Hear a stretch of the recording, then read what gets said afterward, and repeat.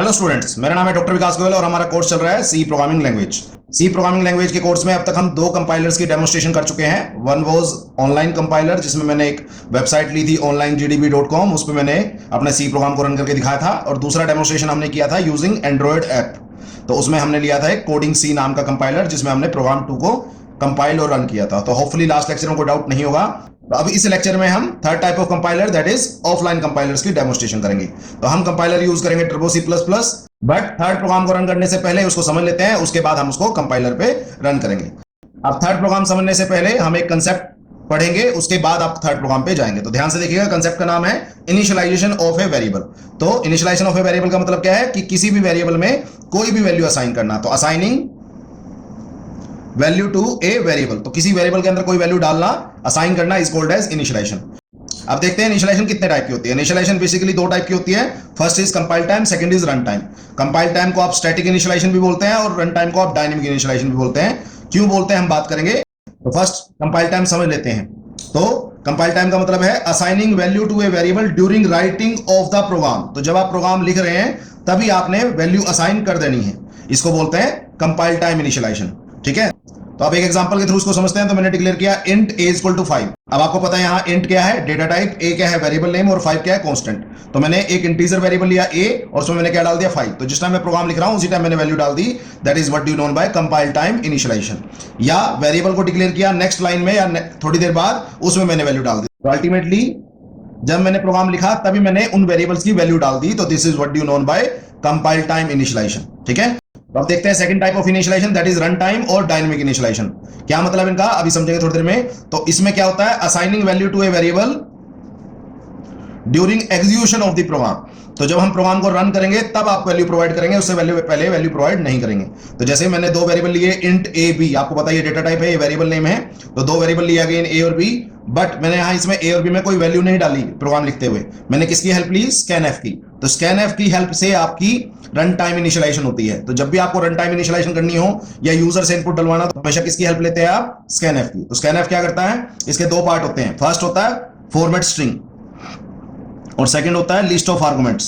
तो format string में आप बताते हैं कि जो आप वैल्यू इनपुट करा रहे हैं वो किस फॉर्मेट की है। तो आपको पता है इंटीजर फॉर्मेट की है, इसलिए मैंने दो बार %d लिखा है। और दूसरा है list of argument. List of argument का मतलब आपने वो वैल्यू जो डालेगा यूजर, वो आपने कहां इनपुट करानी है। तो पहली वैल्यू आपने डालनी है a में और दूसरी वैल्यू डालनी है b में। ये है एम्परसेंड, इसका मतलब होता है एड्रेस ऑफ। तो आप वेरिएबल का नाम नहीं देते स्कैनएफ में, आप एड्रेस प्रोवाइड करते हैं। तो इसको आप ऐसे बोलिए एड्रेस ऑफ ए और एड्रेस ऑफ बी, या एम्परसेंड ए एम्परसेंड बी। क्लियर हो गया। अब देखते हैं इस इनिशियलाइजेशन को कंपाइल टाइम क्यों बोल रहे हैं और इस इनिशियलाइजेशन को रन टाइम क्यों बोल रहे हैं। क्यों, आपको प्रोग्राम लिखते टाइम ही पता है ए और बी की क्या वैल्यू होंगी इस केस में। तो इसका मतलब जब प्रोग्राम कंपाइल हो रहा होगा, मतलब उसमें डीबगिंग हो रही होगी, तब आपको ए और बी की वैल्यू ऑलरेडी पता है। तो इसलिए इसको बोलते हैं compile time initialization. But scanf value कब लेता है, जब प्रोग्राम रन होता है, एग्जीक्यूट होता है। तो जब प्रोग्राम रन होगा तब यूजर ए और बी की वैल्यू डालेगा, तब उसको पता लगेगी कि क्या वैल्यू है ए और बी की। तो कब पता लगी, रन टाइम पे। इसलिए इसको बोलता है रन टाइम इनिशियलाइजेशन। दूसरी बात है, इसको स्टैटिक इनिशियलाइजेशन क्यों कहते हैं। क्यों, क्योंकि एक बार जब आपने ए और बी में वैल्यू डाल दी तो जितनी मर्जी बार आप प्रोग्राम रन करो, 1 टाइम 2 टाइम 10 टाइम, तो जब तक आप खुद सोर्स कोड में जाके इसकी वैल्यू अपडेट नहीं करोगे तब तक ये चेंज नहीं होगी। इसलिए इसको बोलते हैं स्टैटिक। स्टैटिक का मतलब फिक्स। एक बार लिख दिया तो वो तब तक फिक्स रहेगी जब तक आप उसको खुद जाके चेंज नहीं करते। बट जो स्कैनएफ होता है, जितनी बार प्रोग्राम को रन करोगे उतनी बार आप अलग अलग इनपुट डाल सकते हो। तो फर्स्ट टाइम आप ए और बी की वैल्यू 5 और 10 डाल सकते हो, दूसरी बार 10 और 15 डाल सकते हो, तीसरी बार 20 और 30 डाल सकते हो। तो आप जितनी बार प्रोग्राम को रन करोगे उतनी बार ए और बी की वैल्यू डिफरेंट प्रोवाइड कर सकते हो। तो इसका मतलब हर एग्जीक्यूशन के टाइम आपकी ए और बी की वैल्यू अलग अलग हो सकती है। इसलिए इसको बोलते हैं डायनेमिक इनिशियलाइजेशन, क्योंकि ये इनिशियलाइजेशन चेंज होती रहती है और ये इनिशियलाइजेशन सेम रहती है। क्लियर हो गया। तो इनिशियलाइजेशन क्या होती है, किसी भी वेरिएबल में वैल्यू असाइन करना, is called initialization. Compile time कर सकते हैं, रन टाइम कर सकते हैं। जिसकी वैल्यू ऑलरेडी आपको पता है, फिक्स है, तो आप उसको कंपाइल टाइम इनिशियलाइज करें। और जिस वेरिएबल की वैल्यू आपको नहीं पता एडवांस में और आप यूजर से इनपुट कराना चाहते हैं, तो आप रन टाइम इनिशियलाइजेशन करें उसकी। तो यूजिंग स्कैनएफ हम जनरली करते हैं। और भी ऑप्शन है बट फिलहाल स्कैनएफ पे बात करेंगे। ठीक है, अब समझते हैं प्रोग्राम 3। तो मैंने प्रोग्राम 3 लिखा, डबल बैकस्लैश लिखा, इसका मतलब ये कमेंट है। फिर मैंने हैश एस्ट्रिक लिखा, हैश एस्ट्रिक का मतलब ये मल्टी लाइन कमेंट है। तो चेकिंग ऑफ इवन और odd number by using conditional operator, तो मैं कंडीशनल ऑपरेटर की हेल्प से आपको चेक करूंगा कोई नंबर इवन है या ऑड है। And input is taken at run time, और इनपुट आप कब लेंगे? रन टाइम पे, मतलब डायनेमिक इनिशियलाइजेशन करेंगे। ठीक है, चलो आपको स्टार्टिंग स्टेटमेंट पता है हमेशा किसी प्रोग्राम की, hash include studio dot H. मैंने बताया था हैश क्या होता है? Pre processor directive. Studio dot H क्या होता है? Standard input output header file.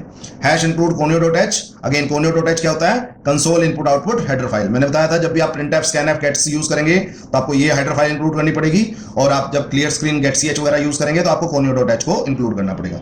Hopefully अब आपको इनका मतलब पता लग गया होगा। नेक्स्ट है वर्ड मेन। आपको बताइए क्या होता है? मेन नाम का फंक्शन है जो प्राइमरी फंक्शन है किसी भी सी प्रोग्राम में। ये आपकी लिस्ट खाली पैरेंथेसिस है, और वर्ड का मतलब है रिटर्न टाइप। तो एक मेन नाम का फंक्शन है जो ना कुछ लेगा और ना कुछ देगा। वर्ड का मतलब होता है कुछ ना देना। आप चाहे तो यहां भी वर्ड लिख सकते हैं, मर्जी आपकी है। तो ब्रेसिस स्टार्ट, तो आपको पता है जैसे ही मेन फंक्शन की ब्रेसिस स्टार्ट होती है तो यहां से प्रोग्राम एग्जीक्यूशन स्टार्ट हो जाती है। तो मैंने एक वेरिएबल डिक्लेयर किया इंट एन, ठीक है। तो यहां मैंने इसकी डेटा टाइप बता दी, दैट इज इंट, और एन क्या है? वेरिएबल का नाम, ठीक है। अब उसके बाद मुझे क्या करना है? इसको रन टाइम इनिशियलाइज कराना है, मतलब इसकी इनपुट जो है मैंने रन टाइम पे देनी है। तो जब भी आपको किसी वेरिएबल में इनपुट रन टाइम पे चाहिए तो आपको यूज करना पड़ेगा स्कैनफ। तो मैं स्कैनफ यूज करूंगा। Scanf stand for scan function, F stand for function. तो कई बार वाइवा में पूछ लेते हैं स्कैनफ की फुल फॉर्म क्या है, दैट इज स्कैन फंक्शन। तो ब्रेस स्टार्ट, डबल कोट्स के अंदर आप फर्स्ट पार्ट है फॉर्मेट स्पेसिफायर, तो आप फॉर्मेट लिखते हैं। जो भी आप वेरिएबल इनपुट करा रहे हैं तो ऑब्वियसली आप इंटीजर इनपुट करा रहे हैं तो परसेंटाइल डी यूज कर रहे हैं, कोमा, और सेकंड आप लिखते हैं जो भी आपने आर्गुमेंट में इनपुट डलवानी है उसका एड्रेस। तो एम%n याद रखिएगा, एम% जरूरी है क्योंकि आप n प्रोवाइड नहीं कर रहे हो, उसका एड्रेस दे रहे हो। तो एम%n का मतलब होता है एड्रेस ऑफ n। तो रन टाइम इनिशियलाइजेशन के लिए। बट इट्स ऑलवेज गुड जब भी आप कोई रन टाइम इनिशियलाइजेशन कराएं उससे पहले स्क्रीन पे एक मैसेज प्रिंट करें। इसकी डेमोस्ट्रेशन हम प्रोग्राम जब एग्जीक्यूट करेंगे तो समझेंगे कि क्यों लगाया है प्रिंटफ। तो प्रिंटफ मैंने जस्ट एक इससे पहले लिखा है एंटर द नंबर, एक मैसेज प्रिंट कर दिया। It's always advisable to put printf before scanf, तो एक मैसेज जरूर प्रिंट करें कोई भी इनपुट लेने से पहले। तो अब जब हम प्रोग्राम रन करेंगे तब इसके बारे में ज्यादा अच्छी तरह बात करेंगे। तो होपफुली आपको स्कैनफ समझ आ गया, स्कैनफ मेन प्राइमरी है।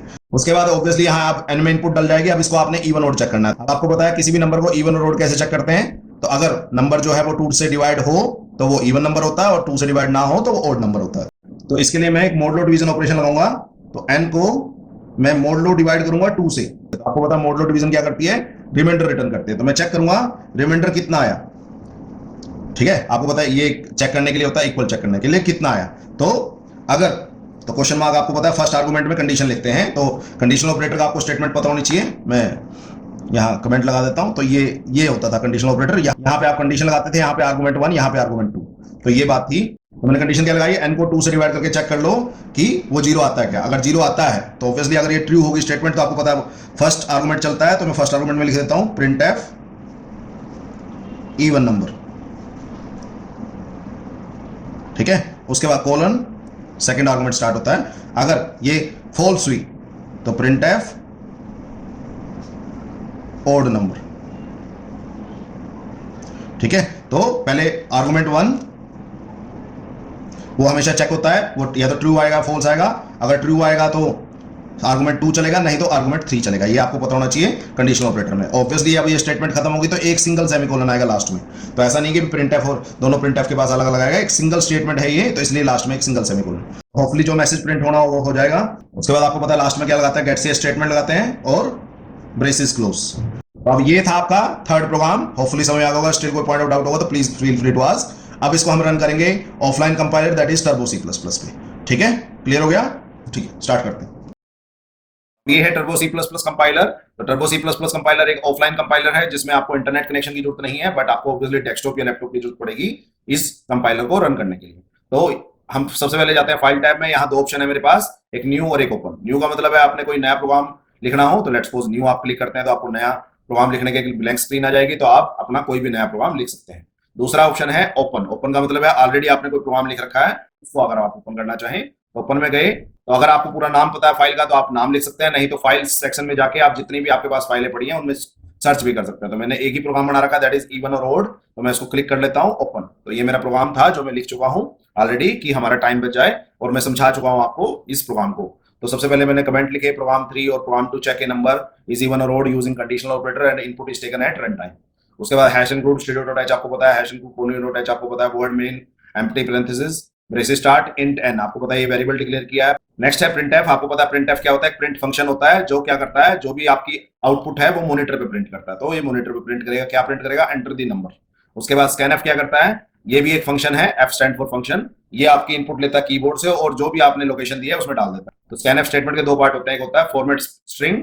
फॉर्मेट स्ट्रिंग में आपको जिस तरह की इनपुट लेनी है उसका फॉर्मेट बताया जाता है। आपको पता है इंटीजर इनपुट है आपकी, तो आपको फॉर्मेट क्या लगाया? Percentile d, comma. उसके बाद सेकंड पार्ट होता है लिस्ट ऑफ आर्गुमेंट। तो जिस आर्गुमेंट हमने वैल्यू डालनी है, तो मैंने एन में डालनी है, तो हमेशा उसका एड्रेस पास करोगे। This is what we call by ampersand. क्या बोलते हैं? Ampersand. तो ध्यान रखिएगा इस बात का। उसके बाद तो अब मुझे चेक करना है कि एन जो है वो इवन है और ओड है। तो आपको पता है इवन ओड कैसे चेक करते हो? आप नंबर को 2 से डिवाइड करोगे, तो 2 से मोड लो डिवाइड करोगे, रिमाइंडर से आपको मतलब है, और उसको चेक करोगे जीरो है क्या। आपको पता है चेक करने के लिए डबल इक्वल आप यूज करते हैं, that is a relation operator. तो उसके बाद क्वेश्चन मार्क। आपको पता है कंडीशनल ऑपरेटर के 3 पार्ट होते हैं, फर्स्ट कंडीशन, उसके बाद क्वेश्चन मार्क, फिर आर्गुमेंट 1 और फिर कोलन, फिर आर्गुमेंट 2। ओके, तो ये आपका स्ट्रक्चर होता है। तो क्वेश्चन मार्क, उसके बाद आर्गुमेंट 1 कब चलता है? जब कंडीशन ट्रू हो। तो अगर ये बात ठीक होगी, मतलब अगर रिमाइंडर आपका जीरो आया, रिमाइंडर जीरो आया का मतलब 2 से पूरा पूरा डिवाइड हो गया, तो इसका मतलब वो एक इवन नंबर है। कोलन, ये पार्ट चलता है, सेकंड पार्ट चलता है जब आपका कंडीशन फॉल्स हो। तो अगर ऑब्वियसली आपका रिमाइंडर जीरो नहीं आया 2 से डिवाइड करके, तो इसका मतलब वो एक ओड नंबर है। तो मैंने प्रिंट कर दिया ओड नंबर। ऑब्वियसली एक सिंगल स्टेटमेंट है यहां से यहां तक, तो आपको सिंगल सेमीकोलन लगाना है लास्ट में। तो सिंगल सेमीकोलन लगाया, गेट सी एच और ब्रेसिस क्लोज। अब प्रोग्राम हम लिख चुके हैं, it's always good to save the program first. तो सेव कर लिया, उसके बाद आप प्रोग्राम को कंपाइल करते हो, रन करते हो। तो कंपाइल करने के लिए कंपाइल बटन पे जाएंगे, तो आप कंपाइल यहां से भी कर सकते हैं, नहीं तो Alt F9 इसका शॉर्टकट है, मैंने बता चुका हूं पहले। तो कंपाइल किया, तो यहाँ 2 मैसेजेस आए, एक वार्निंग और एक एरर। वार्निंग्स का मतलब होता है ऐसी मिस्टेक्स जो आपको रिकमेंड की जाती है कि आप ठीक कर लो, मर्जी है आपकी ठीक करनी ना करनी। और एरर्स होते हैं ऐसे syntax error which are must to be removed before proceeding further. तो प्रोग्राम को आगे स्टार्ट करने से पहले वो उन एरर को खत्म करना ही पड़ता है। लकीली फिलहाल मेरे प्रोग्राम में कोई एरर नहीं है, तो दैट्स गुड। हम लेटर स्टेजेस पे हम एरर्स इंट्रोड्यूस भी करेंगे और उसको 1 बाय 1 रिमूव भी करेंगे। ओके, उसके बाद नेक्स्ट होता है रन। रन करने के लिए आप यहां से जा सकते हैं इस टैब में, या कंट्रोल F9 भी दबा सकते हैं। तो रन कर रहा, तो स्क्रीन पे मेरे मैसेज आया एंटर दी नंबर। तो enter the number, let's suppose मैं 6 एंटर करता हूं, दो इवन नंबर, ठीक है। जैसे मैंने कोई की दबाई तो it will be return to the program itself. तो अब फर्स्ट टाइम एन में मैंने क्या डाला था? 6 डाला था। अब मैं दोबारा रन करता हूं इसको, लो एंटर दी नंबर दोबारा लिखाया, एंटर दी नंबर, ये देखो एंटर दी नंबर। अब मैं डाल देता हूं 7, तो देखते हैं, तो ओड नंबर। तो मेरे पास मैसेज आ गया ओड नंबर। तो मैंने फर्स्ट टाइम इनपुट क्या डाली थी? 6, सेकंड टाइम क्या डाली? 7। तो मैंने प्रोग्राम में चेंज नहीं किया, बट जब आपसे प्रोग्राम रन हुआ तब आपसे इनपुट पूछी गई, तो आप रन टाइम पे वैल्यू चेंज कर पा रहे हैं एन की, इसलिए इसको बोल रहे हैं रन टाइम इनिशियलाइजेशन। तो जब भी आपको रन टाइम इनिशियलाइजेशन करनी हो तो आप स्कैनएफ का यूज करते हैं। तो आप देख सकते हैं बार बार क्या प्रॉब्लम हो रही है जब भी आप रन कर रहे हैं। तो एंटर दी नंबर नया तो पूछ ही रहा है वो, बट कुछ पुराना डेटा भी पड़ा है। तो अगर आप चाहते हैं कि यस पुराना आउटपुट स्क्रीन पे प्रिंट ना हो, तो आपको एक स्टेटमेंट लिखनी पड़ेगी, मैंने बताया था क्लियर स्क्रीन। तो क्लियर स्क्रीन फंक्शन क्या करता है? ये आपकी प्रीवियस आउटपुट्स को वाइप ऑफ कर देता है। तो कर रहे हैं रन इस बार, तो रन करते हैं। देखो पिछला जो इतना भी आउटपुट था वो रिमूव हो गया। लेट्स सपोज लो 56 और इवन नंबर, तो दैट्स गुड। अब दोबारा इसको रन करें, करते हैं, लो तो अब देखना अब दोबारा फिर वाइप ऑफ हो गया। तो that's a great thing about clear screen. तो आपकी आउटपुट स्क्रीन को वाइप ऑफ कर देगा साफ। तो क्लियर स्क्रीन यूज करें तो दैट्स ग्रेट। अब देखते हैं इस स्कैनएफ स्टेटमेंट से पहले इस प्रिंटएफ स्टेटमेंट का क्या बेनिफिट है। तो मैं इसको हटा देता हूं फिलहाल। तो अगर मैं हटाता हूं तो ठीक है, मैंने हटाने के लिए आपको डिलीट करने की जरूरत नहीं है, मैंने इसके आगे कमेंट साइन लगा दिया, डबल बैकस्लैश लगा दिया। इसका मतलब ये कमेंट है, तो कंपाइलर इसको चेक नहीं करेगा। तो अब रन करें प्रोग्राम को, तो प्रोग्राम रन करेंगे। आप देखिए यहाँ पे आपके सामने क्या आ रही है? Blank screen. तो ऑब्वियसली ब्लैंक स्क्रीन का मतलब यार मुझे पता ही नहीं मैंने क्या इनपुट डालनी है। तो मुझे वो तो लकीली पता था कि प्रोग्राम में मेरे एक नंबर डालना है, तो दैट्स वाई मैं डाल रहा हूँ। बट अगर सोचो कि भी एटीएम मशीन में गया, कार्ड डाला और वहां ब्लैंक स्क्रीन आ गई, तो आपको पता ही नहीं लगेगा, तो यूजर इंटरेक्टिव नहीं होगा वो। तो इट्स ऑलवेज ग्रेट कि आप जो आपका प्रोग्राम लिख रहे हैं उसमें हर स्कैनएफ स्टेटमेंट से पहले एक प्रॉपर मैसेज प्रिंट करें कि आपको इनपुट क्या चाहिए। तो जैसे ही आप ये लिखेंगे, दोबारा कंपाइल किया, ठीक है, रन किया, तो अब ठीक है एंटर दी नंबर लिखा रहा है। तो that's great thing about it कि कुछ लिखा रहा है। तो 9856 मैंने किया तो इवन नंबर आ गया। तो दैट्स ऑलवेज गुड कि आप हर स्कैनएफ स्टेटमेंट से पहले प्रिंटएफ स्टेटमेंट लिखें कि आपको पता लगे कि यूजर से आप क्या एक्सपेक्ट कर रहे हैं। ठीक है, होपफुली कोई डाउट नहीं होगा। तो अब आपको क्लियर स्क्रीन फंक्शन समझ में आ गया, प्रिंटएफ फंक्शन समझ में आ गया, स्कैनएफ फंक्शन समझ में आ गया। लेटर स्टेजेस में हम गेट सीएच फंक्शन भी करेंगे। क्लियर हो गया? आपको पता है क्लियर स्क्रीन और गेट सीएच जो है वो डिफाइंड होता है conio.h हेडर फाइल में, और प्रिंटएफ और स्कैनएफ डिफाइंड होते हैं आपके studio.h हेडर फाइल में। ठीक है, तो आप देख सकते हैं एक चीज, और चलो देखते हैं काम कि अगर मैं conio.h को इंक्लूड नहीं करता, तो अब देखते हैं कोई एरर मैसेज आता है क्या। कंपाइल करते हैं, तो देखो यहाँ 2 एरर शो हुए। एरर देखें क्या शो हुए, वो कह रहा है function clear screen should have a prototype. मतलब जो क्लियर स्क्रीन फंक्शन है उसकी डेफिनेशन नहीं मिली मुझे, और गेट ch की फंक्शन की भी डेफिनेशन उसको नहीं मिली। तो दो एरर है उसके पास, क्योंकि क्लियर स्क्रीन और गेट ch जो इनबिल्ट फंक्शन है उनकी डेफिनेशन पड़ी होती है conio.h हेडर फाइल में, और वो आपने इंक्लूड नहीं की। और जैसे ही आप इसको यहाँ इंक्लूड करेंगे उसके बाद ये एरर मैसेज नहीं आएंगे, ठीक है। सिमिलरली अगर आप चेक करना चाहें stdio.h के साथ आप दोबारा कंपाइल कर लें तो दोबारा दो एरर आए। इस बात पे एरर आए printf और scanf, क्यों? क्योंकि stdio.h हेडर फाइल के अंदर printf और scanf की डेफिनेशन पड़ी होती है, वही आपने इंक्लूड नहीं किया। तो इट्स ऑलवेज मस्ट कि आप कंसर्न्ड हेडर फाइल को जरूर इंक्लूड करें, ठीक है। तो अगर आप getch और क्लियर स्क्रीन यूज कर रहे हैं तो आपको conio.h को इंक्लूड करना पड़ेगा, और printf scanf के लिए आपको stdio.h को इंक्लूड करना पड़ेगा, नहीं तो आप नहीं चल सकते, ठीक है। तो मैंने इसको दोबारा हटा देता हूं, अब कोई कंपाइलेशन एरर नहीं आएगा, तो देख सकते हैं, ठीक है। That's all about this very lecture. Hopefully ये प्रोग्राम आपको समझ में आएगा। स्टिल कोई पॉइंट आउट डाउट होगा तो just feel free to ask, ठीक है। तो इट्स ऑलवेज गुड कि आप लास्ट में जाके प्रोग्राम को सेव करें और फाइनली क्विट करें। तो क्विट के लिए आप यहां से क्विट कर सकते हैं, नहीं तो Alt+X दबा के भी आप क्विट कर सकते हैं। क्लियर हो गया? तो जैसे इसको क्विट करेंगे we will be out of the compiler, ठीक है। तो that's all about today. Hopefully समझ में आएगा। स्टिल कोई पॉइंट आउट डाउट होगा तो just feel free to ask, okay, ठीक है।